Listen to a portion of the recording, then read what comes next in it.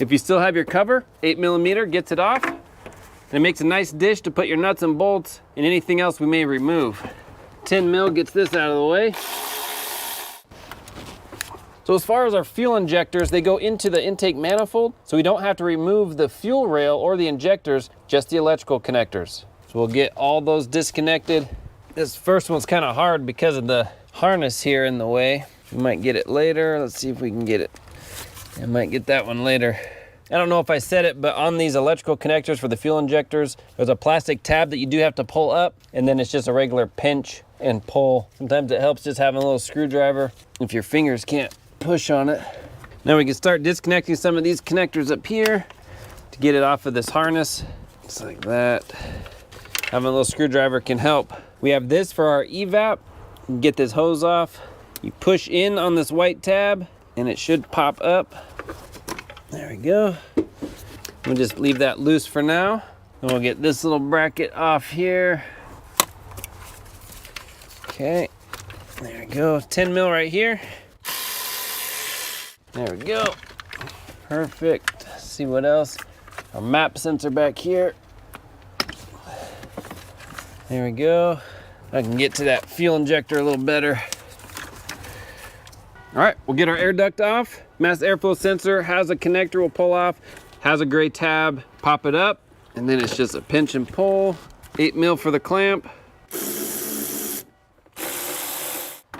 Should just wiggle off.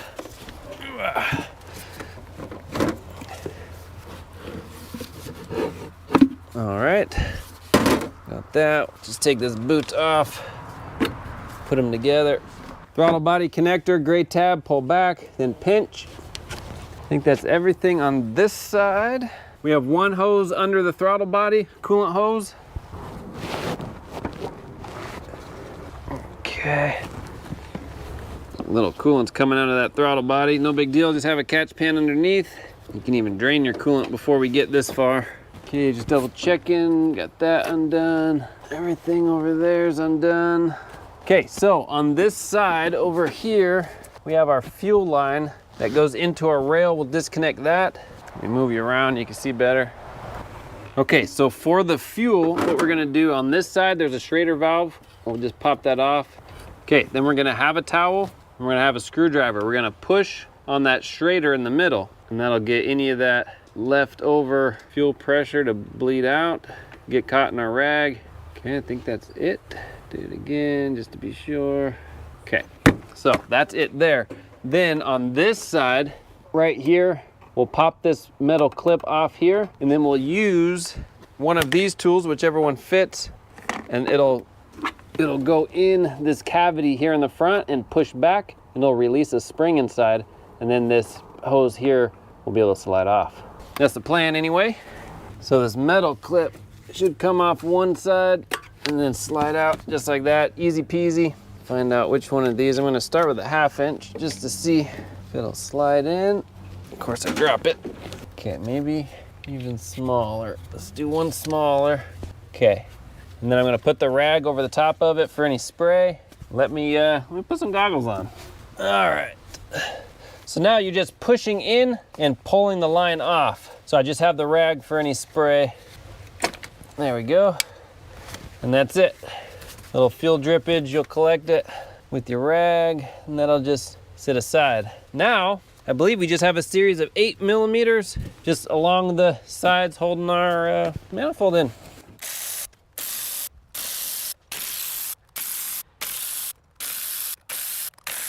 Okay, so there are 2 hoses we forgot while I was pulling the bolts out. I spotted them, and both hoses are for our PCV system. We got this hose here. You get a screwdriver, or here's a pick right here. So this one up top.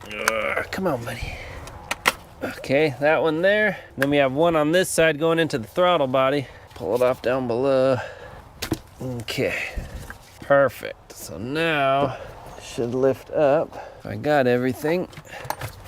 Just gonna lift this out of the way. Just push it in the back. Then you can hold it. There's a little cross member here linking one fuel rail to the other. You can use that as a handle. So this actually We'll see if we can work with it so we don't have to pull this cross member off, but we might have to just to get it through. You know, let's just do that and make it easier for us. So right here, our evap line goes under our cross member. So we'll just pull that off real quick. There's an 8mm bracket in the back and then a little Torx up front. So in reality, we probably didn't have to pull this flexible hose off. We probably could have just disconnected the fuel rail cross member and accomplished the same thing. Let me find that Torx. So the Torx is a T20, and hopefully this will just pop up without much trouble. There we go. Slide it under that. Okay, so at least it's out. And we still might have to finesse with it. Let's put this back on. It's just a little O-ring. Gonna slide it back in for now. So let's see what we can do here. Oh, are you kidding me? So there's another hose. I just overlooked it. So there's 2 coolant hoses at the bottom of the throttle body. I only got the one. If you want, there's more than one way to skin a cat. You can take the throttle body off. It's 3 10mm bolts. And then you don't have to worry about those coolant hoses at all. There we go. There we go. Pull this off here. Perfect. Once the manifold is out of the way, it exposes our valley pan here. Of course, we'll clean up, we'll vacuum every bit around the whole thing before doing anything else. Let's stuff some rags in the intake ports so we don't get anything falling down there.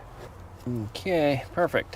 Where the wires go in the top, those are caps. We want to pop off those caps and disconnect those electrical connectors. In order to get the connector off, you want a good pick. Just a small little pick in there. Okay. Now we want to take out our knock sensors, 22mm. All right. 10mm bolt, one on this side, one on this side. That'll get this little coolant cross member out. All right, bolts are out. Wiggle, wiggle, bunch of coolant. Just gonna get this gasket super disintegrated. Let me pick it out. There's not even enough of it left to show you. Looks like it's just an O-ring. Yeah, it's just kind of disintegrated, but that's what it looks like, just a little O-ring. Trying to scrape off the old stuff as much as possible. If you need a little more, you can use a plastic razor blade to get the rest of that rubber stuff off. So we'll do the same thing on this side. We'll just wipe it good and clean. Good and clean. If there's any O-ring material left, just scrape it out. And we'll blow it with the air gun. So on these, I don't necessarily care for the design. They do go on like that. They fit perfectly. But because this channel is so deep, I'm just gonna put an O-ring back on, just like they had from the beginning. So just have a little assortment of O-rings from Harbor Freight. Let's see if we can find the right size. Okay, I found ones that'll fit perfectly. And all you want with your O-rings is that they protrude out so that when you bolt it down, it'll squish a little. So you just want a little bit of squish. Let's push those in, push those in. I think that's good enough. So now, bolt them down. They don't fall out. Perfect. Put our bolts back in. Now, if you do decide to get the ones from the kit, I'm sure they're fine. That's entirely up to you. I'm just deciding to do this instead. Tighten these down. I don't have a torque on those, just snug is good. I'm just gonna get an air hose and blow out all the coolant and stuff so it'd be easy to spot a new leak if there is one. Now, on our manifold, pop this up. Watch out, there still may be some fuel in it. We want to just pop this off like that. Nice. Okay, and then we'll just wipe all around. Make sure it's good and clean. Make sure it's good and clean. Watch your injectors. You don't want to get a bunch of gunk on the tip of your injector. Easy to avoid. Okay, we'll do that to all of them. Okay, perfect. Then we take our new gasket. We'll just pop it on. It should just click on in its same grooves that it came out from. It should just snap into place. That's it. So there's one. Just make sure it sits flat. We'll turn it around and do the other side. I'll tip it over. Again, fuel may come out. Pop this off. Get a little of this.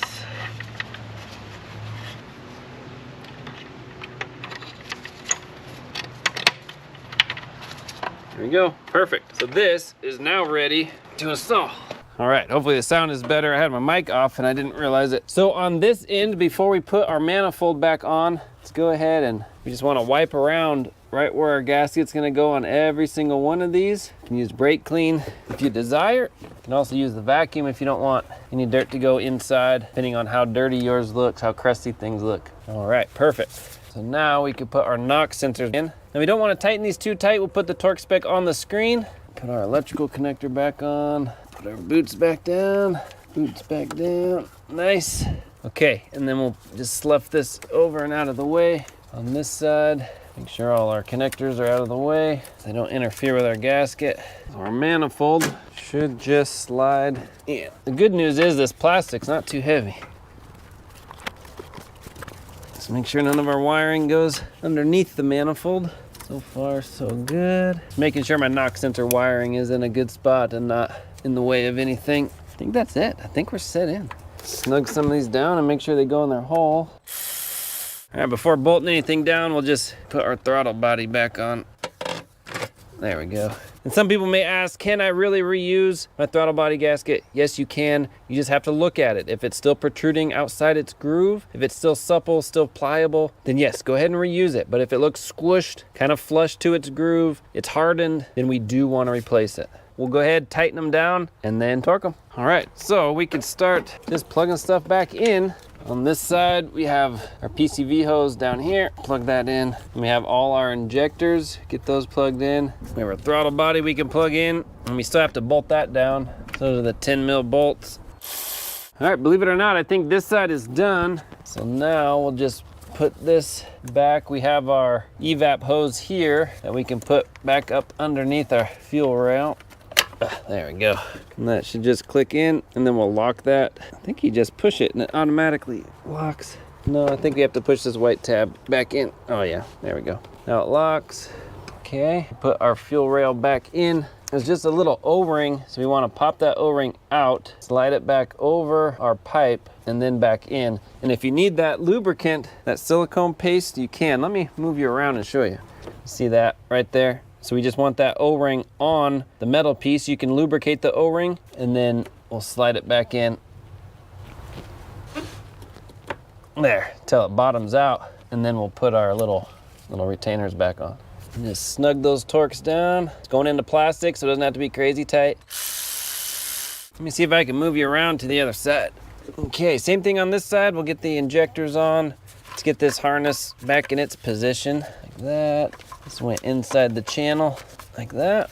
And we do have this PCV hose we'll get before we forget. Okay, that goes on. Our knock sensors can get connected.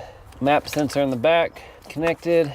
Now our fuel rail, we don't need any special tool to put it on. You just slide it on until it clicks and then try to pull it out and make sure it's locked. Then we'll get our tool or our little clip here, slide that on and lock it. It's just an added protection. The injectors over here.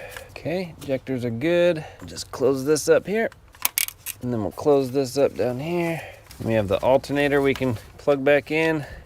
Our purge valve we can put back in. Okay, double check, I think we're good. Put our cover back on, a little boot here. If you got any coolant on your belt, you wanna go ahead and rinse that off really well or you may get a belt squeak.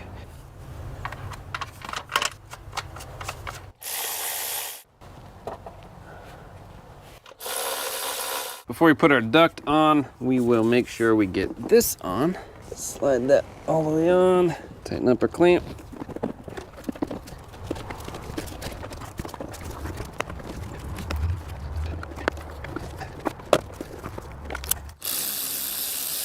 Not a whole lot to do. There are a few things like the fuel. Just have to be careful, wear goggles, glasses, and a rag over it. Other than that, the hardest part of this whole job actually was getting the connectors off of the injectors. So once you get those off, the rest of it, breeze. If you have any questions, comment down below. Thanks for watching. Like, subscribe. See you on the next one.